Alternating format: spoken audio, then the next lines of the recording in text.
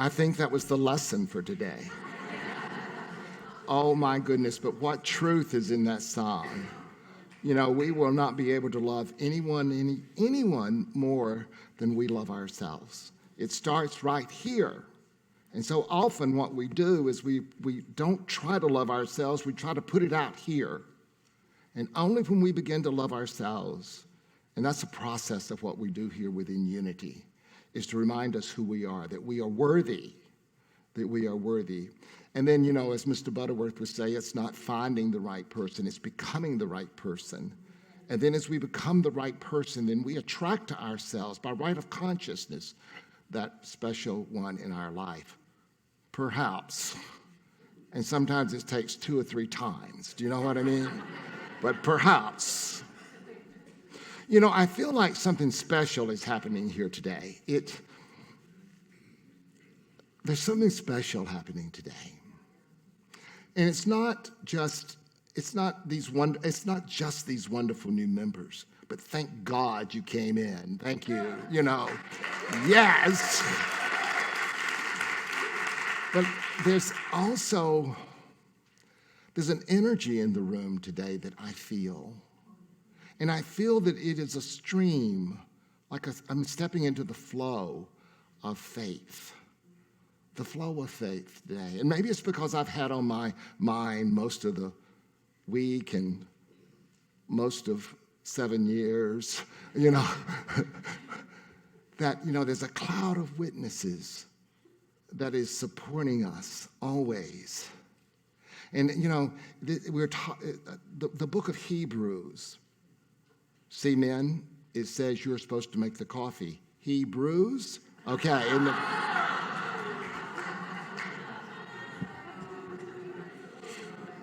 So women, you can tell your husband to get up and go make the coffee, okay? Hebrews. But in the book of Hebrews, and we're not even sure who wrote that book. We're not sure who wrote the book, but many people think it was Paul, and it certainly could have been Paul, because Paul was about planting churches. He was all about administration with churches and planting churches, the Apostle Paul.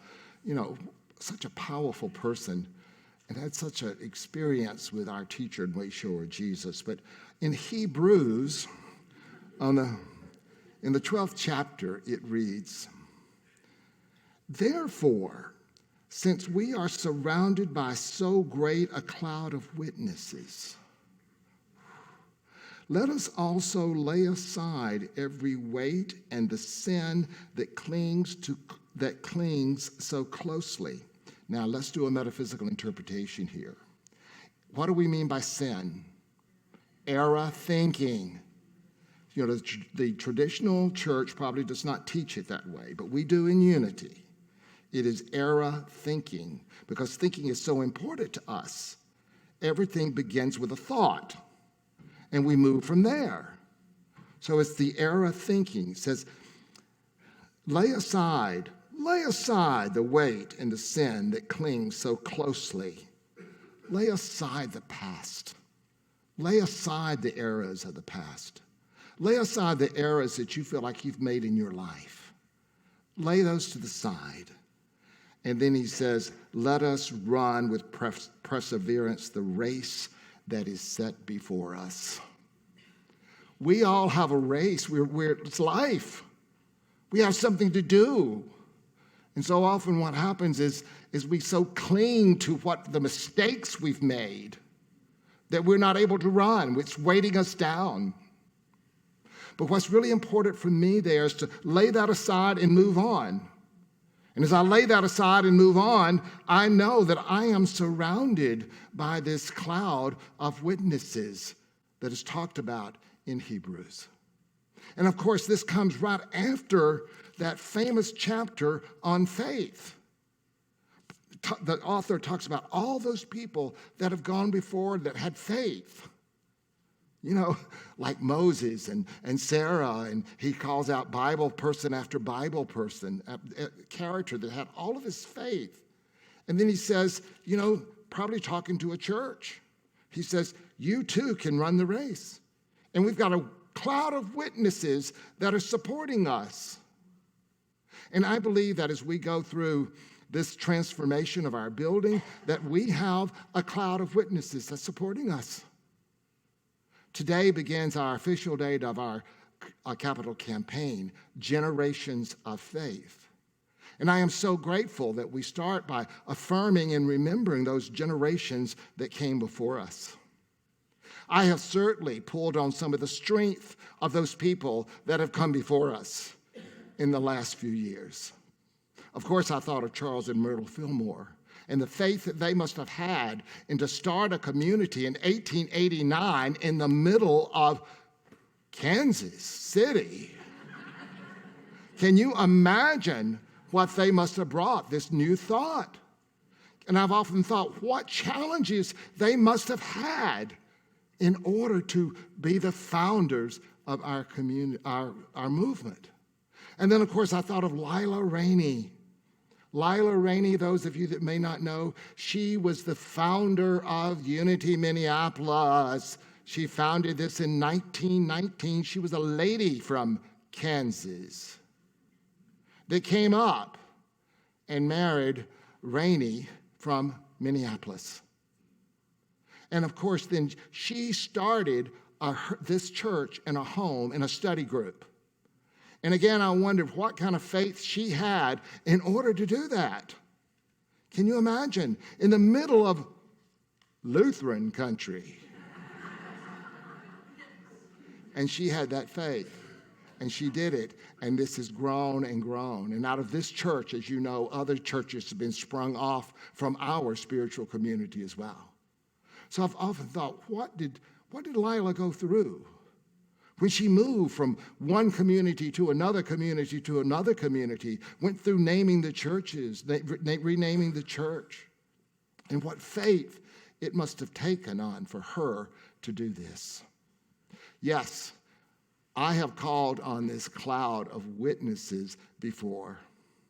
In fact, just a couple of years ago, no, it's more than that, because it was before we left the church to go to that church to come back to this church, okay? But I was sitting in my chair, and after the service, a woman came to me and she says, Don Clark was standing over your shoulder, and he is well pleased. And I said, I am so grateful that Don Clark is well pleased. Don Clark made his transition a long time ago. But you see, Don Clark was the one that added this sanctuary onto this building. And he did it in 1983, 1984. And some of the history that I have read is so rich. So many volunteers jumped in and made this happen. Don Clark is instrumental. I called on the power of, Nancy Little. Oh my goodness, those of you that don't know Nancy Little, she was a fabulous licensed Unity teacher. Ooh, fabulous. She came and she did tremendous amount of work here in this community, but also in other communities as well. So we stand on the shoulders of greatness in this community. We stand as we look to the past, we know that we can pull that strength from those, that cloud of witnesses that have gone on that can strengthen us. So, the title of today's lesson is Faith Welcomes. We're an open and welcoming, inclusive community. Well, faith is just not about passive. Faith is active. Faith is about putting it into action as well. Faith is creative as well. So when I was looking back, this showed up in my notes. I want to share something with you. Because we celebrate, honor, and affirm the divine presence in every person, we welcome you. Unity Minneapolis is a community open and receptive to all who enter our doors. We believe everyone is here by divine appointment. We welcome you, and we welcome your thoughts and your ideas, for they add to our discourse. We welcome your gifts and talents, for they add to your resources. We bless you and we affirm your wholeness, for we deeply value your presence in this community.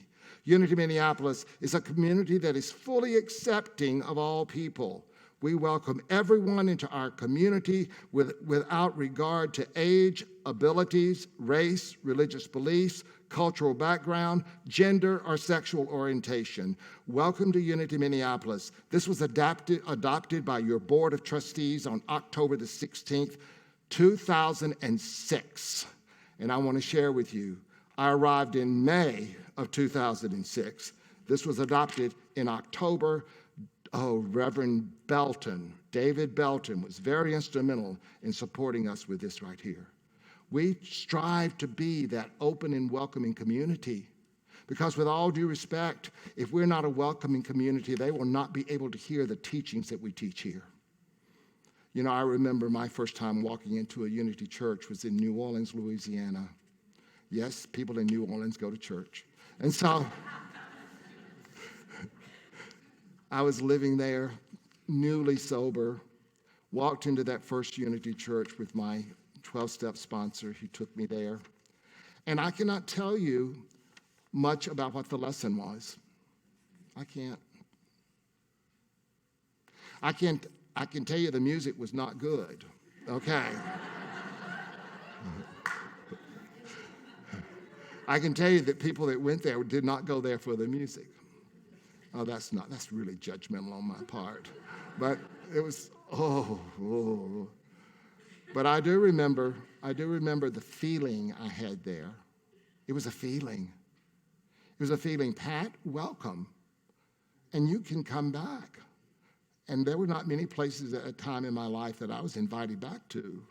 And so it was powerful for me to walk in there and know without a doubt that I was welcome. Here I am, just newly sober, a gay man in, 1984. And I was welcome there, and I felt welcome. So yes, faith welcomes. You know, I also believe that it's important not only for us to faith welcomes, but I think that our community, that we need to reflect what we believe. We need to reflect what we believe about God. God is loving. I think you can name it. God is loving. God is kind. God is inclusive. God is inclusive. And I believe that our community has to reflect that. Our building has to reflect the beliefs that we have about our spirituality. And that's one of the reasons we're going through this major construction, because we believe that it did not. As I said, you are welcome here unless you are in a wheelchair, and it's not so convenient then. You're welcome here unless you have a walker, and then it's not so convenient then. We had 27 different levels in this church before this remodel started. I had people that could not get into my office to be in counseling with me because of the fact that there were so many steps. So this building wants to reflect what we're about. It wants to honor the past generations and the shoulders that we stand on. We want to honor the present generation, but we're also honoring that future generation that we haven't even seen yet, that has not walked through these doors. And that's what this campaign, Generations of Faith, is all about. There's another story I want to share quickly. Jesus coming into Jericho. And Jesus was quite popular. He was, anyway, there was this large crowds always came with Jesus. And so there's this man, Zacchaeus. He was short, and he was a tax collector. Now, a tax collector in that time, remember, Rome they were under Roman rule, and it was not easy. They had to pay taxes, and Zacchaeus was the tax collector to get that tax to Rome. And of course, he was a wealthy man. But he was very curious about what Jesus was about. So he got there, and he climbed a sycamore tree. He climbed that sycamore tree because he was short. He couldn't see. He wanted to see the parade. As he climbed it, Jesus came by, and he paused, and he looked up, and he called his name. Zacchaeus, come down. I'm going to your house. shock. Jesus welcomed him. He welcomed him. And as a result of Jesus welcoming him and walking with him, Zacchaeus was transformed. He had a transformational experience, but it was because Jesus welcomed. Jesus, our teacher, was welcoming all. Let the children come unto me. Let the children come to me. Welcoming all people to this teaching. And that is what we are about as well. But if we're going to be about that, we have to, as Mr. Butterworth would say in Discover the Power Within, he would say that, we need to find that God within us, not this God necessarily out here. And in order to find this God within us, we have to release and let go of barriers within us. To experience that, we have to let go of those barriers so that we can feel that divine presence. And the same here in our community. If we're going to be a welcoming community, we have to let go of the barriers that keeps us from being a welcoming community. Maybe some of the mental attitudes that we have about welcoming, we have to let that go.